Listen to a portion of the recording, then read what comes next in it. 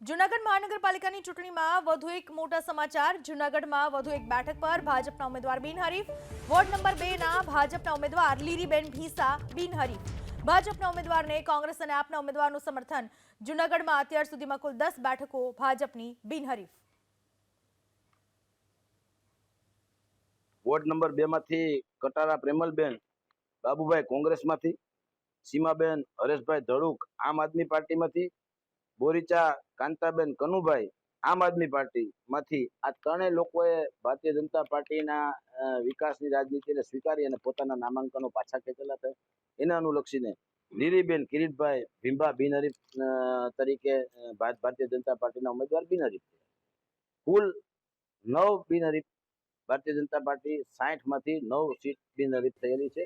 Ward number 12 માંથી દિલીપભાઈ goal કોંગ્રેસમાંથી જે ફોર્મ ભર્યું હતું એને ભારતીય જનતા પાર્ટીના સમર્થનમાં પોતાનું ફોર્મ પાછું ખેંચેલું છે।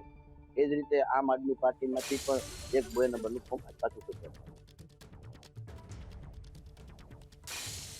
છે। જૂનાગઢ મહાનગરપાલિકાની ચૂંટણીના મતદાન પહેલા જ ભાજપે મેળવી લીધી 10 બેઠકો।